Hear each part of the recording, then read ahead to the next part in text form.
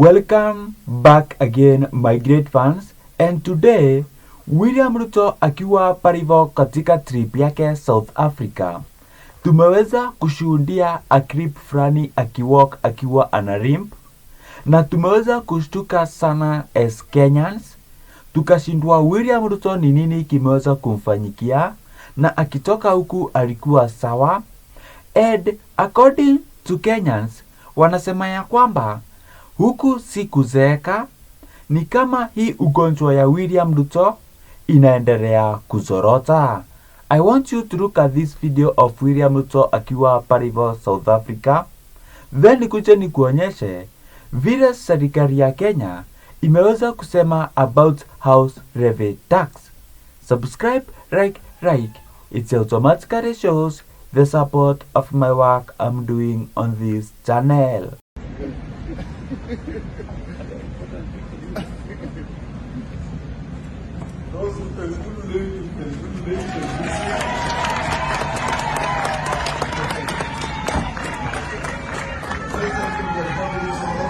President Ruto here.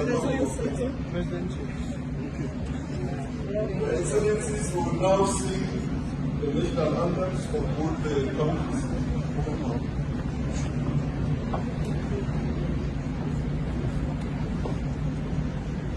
As you have seen fellow Kenyans, huyo ni William Ruto anatembea akirimp, na huku si kuzeeka fellow Kenyans. Katika mwaka wa 2022, William Ruto alikuwa healthy kabisa, alikuwa hadi amenona, but after finance bill 2024, William Ruto health yake imeweza kuwa mbaya.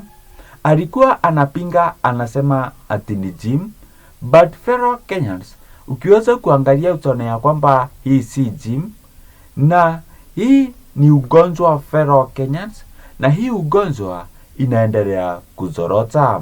Now, Kenyan government wameendelea wakasema ya kwamba house levy itabaki pale haitaweza kutolewa kwa hao watu wameweza kuemployiwa.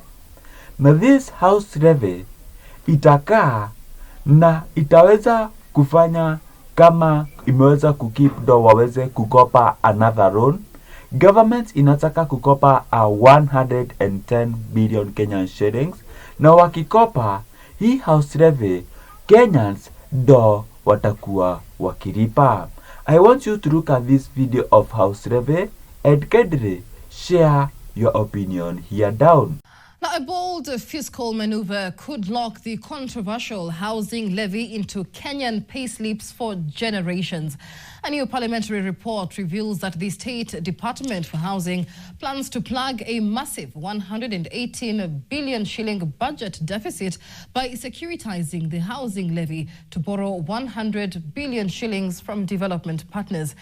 And NTV's senior reporter Ibrahim Karanja explains that this move could effectively block future administrations from vowing to scrap the deduction, because defaulting on such a securitized loan would plunge the country into catastrophic legal and financial penalties. It is a proposal that could permanently redefine the place of the housing levy in Kenyan payslips. Despite expressed desires by a section of citizens and opposition politicians to scrap the levy after the Ruto administration, new budget documents suggest the deduction is here to stay. According to the Budget and Appropriations Committee report on the 2026-2027 budget estimates, the Affordable Housing Program has an estimated funding requirement of 228.3 billion shillings. However, it faces a financing shortfall of approximately 118.3 billion shillings. To bridge this gap, the State Department for Housing plans to mobilize 150 billion shillings through two avenues. The first one is securitization, where approximately 100 billion shillings will be borrowed from development partners while committing the housing levy as direct security. The second avenue is asset sales, aimed at raising 50 billion shillings from the proceeds of completed housing units.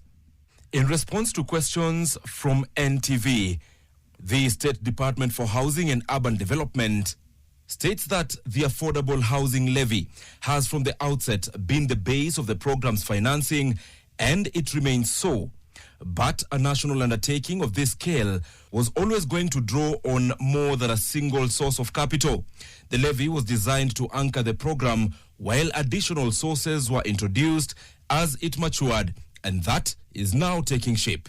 The clarification further states that meeting the financing demands of this national program truly calls for a deliberate capital-raising strategy that draws on a range of instruments, as one would expect of any large-scale housing venture.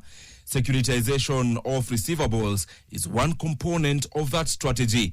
It sits alongside other instruments available to the Affordable Housing Board. That includes real estate investment trusts. For months, formal sector employees have watched 1.5% of their gross income go to the housing project, with employers matching the contribution.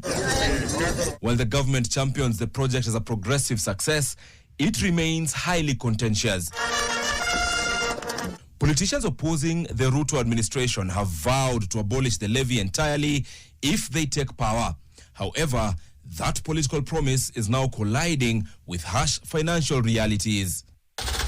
If the government uses the housing levy as collateral for the 100 billion shillings loan, scrapping the deduction would mean Kenya is failing on its debt obligations.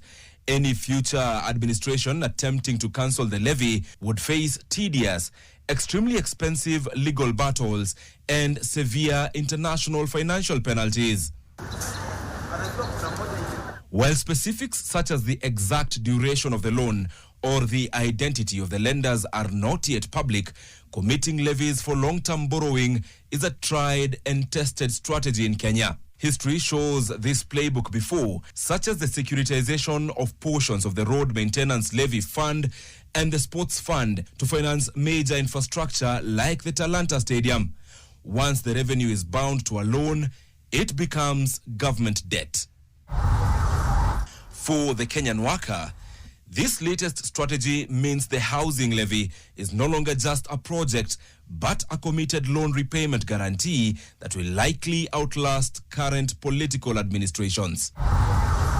Ibrahim Karainja, NTV. As you have seen, my great fans, hiyo ni house levy. Kenyans imeweza kusemekana ya kwamba government lazima iweze kutoza house levy. Tax lazima iweze kuwa. And this government, as you have seen, wameendelea wakasema ya kwamba this house levy itaweza kuwekwa do government iweze kukopa another 110 billion Kenyan shillings. But Kenyans wanasema ya kwamba hawataki kuendelea kukopa this house levy. Afadhali juu wakikopa 110 billion Kenyan shillings, this house levy hadi 2027 lazima tuendelee kulipa this loan. Now, Kenyans wanasema ya kwamba kama this house levy, because annually inakuanga ikileta 50 billion Kenyan shillings, hatufai kuendelea kukopa 110 billion Kenyan shillings. Tunafaa tuweze kutengeneza nyumba za 50 billion Kenyan shillings, yani nyumba zenye Kenyans wanatosheleka kutoa tax. So my fellow Kenyans, hii ni pigo ingine kubwa sana for Kenyans. Juu house levy inaonekana ya kwamba wataendelea kulipia loan hadi 2028 kupita na huko, because kukopa another 110 billion Kenyan shillings ya kuendelea kulipa nyumba, hiyo si mchezo. Now, maswali Kenyans wanajiuliza ni kwamba wanakopa 110 billion Kenyan shillings za kulipa manyumba, and still house Kenyans wanatozwa tax ya house levy. So fellow Kenyans, hivyo ndivyo mambo ilivyo. And you have seen what has happened pale South Africa, William Ruto katika ziara yake. Tumeweza kushuhudia akirimp, na Kenyans wanasema ya kwamba William Ruto si kuzeeka, anaendelea kuzeeka. Hii ni ugonjwa ambayo inaendelea kuzorota fellow Kenyans, and I will keep updating you what will be happening.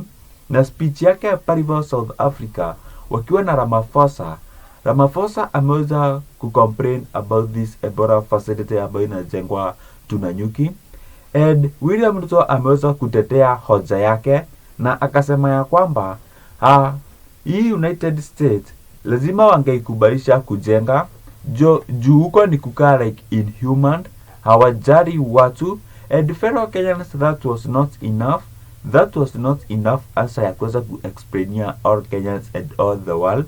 And because these guys have already eaten those 1.7 billion Kenyan shillings, mjue ya kwamba Donald Trump si mtu wa kuchezea hivi, na akishawapea pesa lazima aweze kukamilisha mission yake. So my great fans, vile mambo ilivyo, William Ruto lazima kuweze kujengwa Ebola facility.